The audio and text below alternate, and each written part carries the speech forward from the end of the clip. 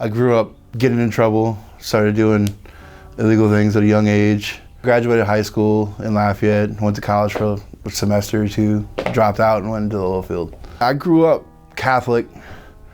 I quit going 11 or 12 because nobody else was taking it seriously, so why should I? I was born into an oil field family, so I went into the oil field.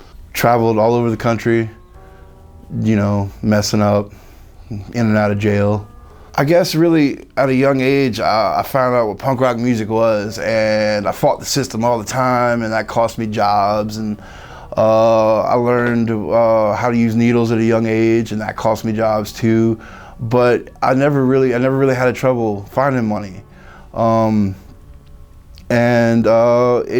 progressed further and further into heavy drug use and trouble, and I've been through every court system imaginable. There's always somewhere to go. In 2018, I was a full-fledged heroin junkie. My best friend called me and told me she needed me. She had gotten herself pregnant and nobody wanted to help raise the kid. And I was sold on the idea, and it ended up becoming my stepdaughter. I was there for all of her pregnancy. We moved in together. She gave birth to Ruby.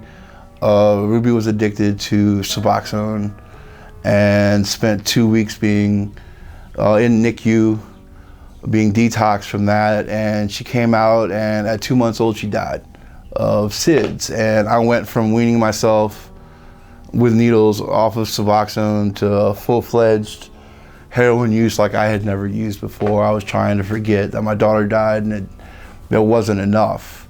And within a few months of that happening, everybody in my family knew what was going on. And to the point where in quick succession, right before I came here, I've been working for my dad for a number of years. He fired me. He said, look, I'm not gonna help you kill yourself. And I went to jail, got a really bad staph infection in my hand, went to the hospital, got out. And every time I got out of one of those things, I went straight back to the needle. And on a Friday in March, my sister called me and said, I found a place for you. It's a Christian facility, just go. And there was no thought, I just went. I met Ron and Wendell and Rob Cook, in the first hour of being there. And there was a little bit, I was getting sick, and there was a little bit of that judgment, like, man, what am I doing here? But everybody showed me an overwhelming and absolutely undeserved amount of love. And I decided to stick it out, and they let me stay in bed for 4 days while I was dope sick. And the very first chapel I went to, the preacher said, kids that die before the age of the knowledge of sin get to go to heaven. And I was absolutely sold. I was sold, and I was saved that day. I went up there, we prayed together. I accepted Jesus as my Lord and Savior, and here I am.